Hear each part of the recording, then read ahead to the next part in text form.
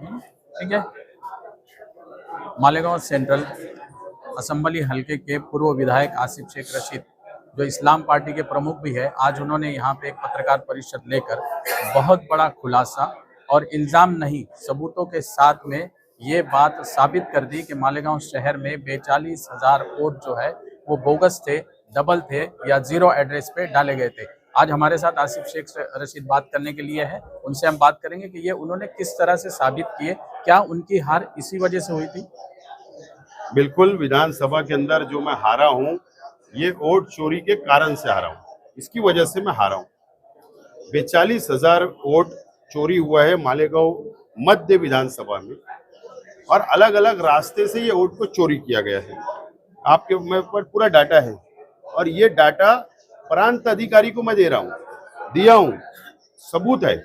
और अलग अलग ब्लैंक एड्रेस कैसे हो सकता है, double vote, double digit, 00 address, ऐसे अलग अलग मार्ग से ये वोट चोरी हुआ है। और मैं इल्जाम नहीं लगा रहा हूँ, मैं साबित कर रहा हूँ। आपने इससे पहले आपके वालिद साहब भी एमएलए थे, आप भी एक बार एमएलए रह चुके, क्या ये मामला उस वक्त में नहीं हुआ था? और 2014 के बाद जब से बीजेपी की सरकार आई है, जब से ये मामला हुआ है, आपका इल्जाम क्या है? बीजेपी की बी टीम MIM, बीजेपी भी केंद्र में सत्ता में 2014 में आई और MIM भी अपने दरबे से बाहर निकली, देश के अंदर वो बी टीम करके भाजपा का काम करी।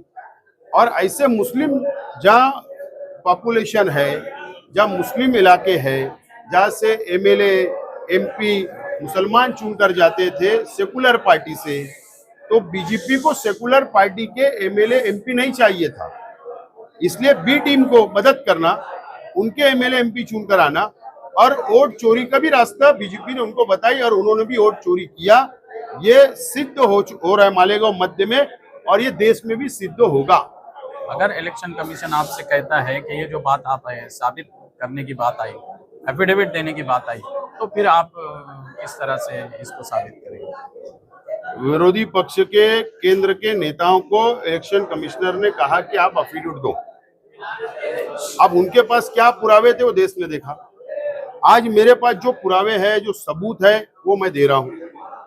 अगर इलेक्शन कमिश्नर मुझको लेटर में, राइटिंग में कोई जवाब मांगते हैं या कोई राइटिंग के अंदर कानूनी ड्रॉप कोई तैयार करके देने के लिए मुझे डिमांड करते हैं, तो जरूर मैं उसको पूरा करूंगा और मैं पुरावे के साथ साबित करने के लिए तैयार हूं। इस लड़ाई को आप कहां तक लेके जाएंगे? ये लड़ाई निवडणूक निर्णय अधिकारी, राज्य निवडणूक निर्णय अधिकारी, केंद्र निवडणूक अधिकारी को मैं तो पुरावे दे रहा हूँ।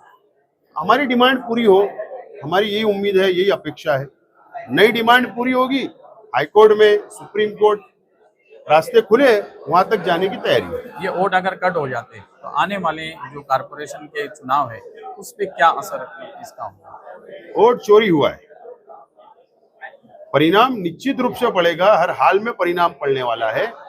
और आप देखना ना, चंद दिनों के अंदर हमारे विरोधक, हमारे अपोजिशन के लोग इतना बौखला जाएंगे, इतना बौखला जाएंगे कि वो इसको अलग रास्ता बताने की कोशिश करेंगे।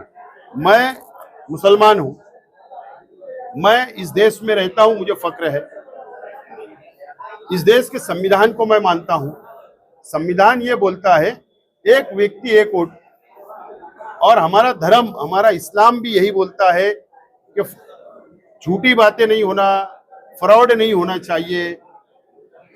एक वोट के हक में मैं भी हूं, तो 2 वोट के नाम पे इन्होंने चून किया है, फ्रॉड किया, धीरे धीरे बाहर आ रहा है और एक समय आएगा ये देश की जनता, शहर की जनता समझ दिखेगा उनको। ये थे आसिफ शेख रशीद जो अपने यहाँ पे बात कर रहे थे। उनका ये कहना है कि 42,000 वोट जो है वो फहरिस्त से कट हो जाना चाहिए। अगर ये 42,000 वोट फहरिस्त से कट नहीं होते तो वो इलेक्शन कमीशन तक जाएंगे, उसके बाद में सुप्रीम कोर्ट तक जाने का फैसला उन्होंने किया है।